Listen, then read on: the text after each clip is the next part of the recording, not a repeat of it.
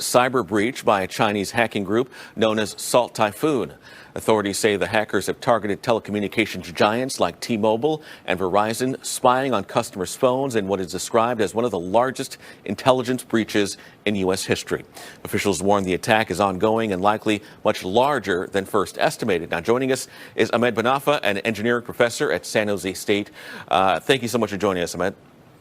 Thank you, Andy. Good talking to you. So let's talk a little bit about, we know that the Salt Typhoon group attacked these telecommunications giant, but what resulted here was messages sent between two Apple gadgets. They're encrypted, but those that are sent between like Android and Apple devices are not. Can you describe the dangers and the encryption process to just the general users out there that are watching? Here's what happened. The Salt Typhoon is associated with the Chinese government. It's basically part of the department. They call it the security state. Now, to understand the scope of what's going on, they exchange about 6 billion text messages every day.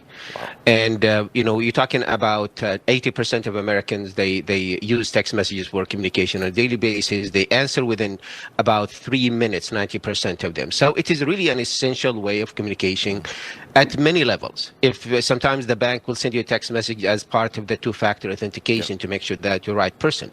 Now, what happened is the hackers, they gain access to the infrastructure. So they have access to three things: the call records and some live calls for certain target numbers, and this is the danger here. And the third one is the system used to enforce the wiretapping. So you see how bad is the situation from a sense of now they are part of the infrastructure. It's not like coming to your phone specifically. It's actually part of the structure here. Now, when we talk about iPhone to iPhone or Android to Android, by default, the company is already encrypted. Encryption means you are scrambling the message. Once you send it, it's scrambled. If anybody intercepts that message, they were not going to see anything that of importance. Once you receive it, it's decrypted, you see the message. But cross-platform is the problem because Android and iOS, which is the Apple operating system, they don't enforce, this kind of encryption, end-to-end encryption. So right now, if you're in an Apple device and you're texting someone with an Apple device, it's encrypted. If you text someone with an Android or a Google device, it's not encrypted. So that's the issue here, right? That is correct. And there's a solution for that. The solution for this is to go through some of those apps, encrypted apps like WhatsApp, like Signal, like the Messenger of Facebook, which is basically you're out of the texting system here. You are using a different app and it's encrypted. That will be a safe way to do it. Yeah, so we have WhatsApp and we have Signal. I was listening to an interview. Signal is kind of a not-for-profit organization, and they truly encrypt your messages. They don't collect any metadata. I think WhatsApp might collect some metadata. But that is what the authorities are reminding people to do. But the interesting part, the dilemma playing out here with the federal agencies who want companies to give them a backdoor to all of our information, for investigative purposes, right? What can you tell us about that? Well, I remember in 2017, the FBI, in a hearing was asking for some kind of, encryption, which is reasonable encryption. They have a name for that.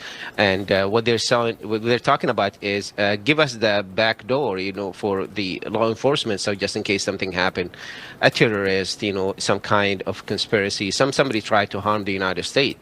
The problem is, is if you give a door to the good guys, it's the same door that can be used by the bad guys. And that is the dilemma here. You cannot just have a back door for people communications because it's going to be open for everybody. You cannot distinguish at a certain level.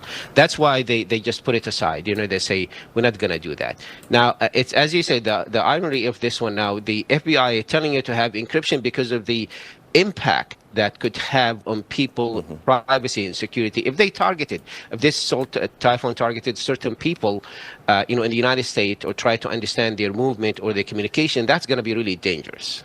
Right. So, okay. So now, just to understand the FBI part of things in the Department of Justice, right now, when you send a message through Apple or Google, it's encrypted end to end, and not even the companies can give the government access to it.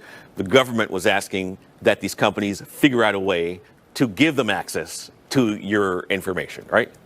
That is the premises of their request, and they say, we're the good guys, you give it to us, we can have access to that. The issue here is it could be hacked. If you open that door, you're going to get to the point where there's no control, on who will be there if somebody hack the system like what we have now with the telecommunication. That's why the companies like Apple, they said no, there is no backdoor for communication. Either you have privacy or not. That's the bottom line. Bottom line with this hack from Salt Typhoon is if you want to keep your information private, use one of these apps that encrypts your messages from across any device that you message. Professor Ahmed Banafa from San Jose State, thank you for joining us and providing your insight into this topic. Our data is important to all of us and personal to so many people. All right.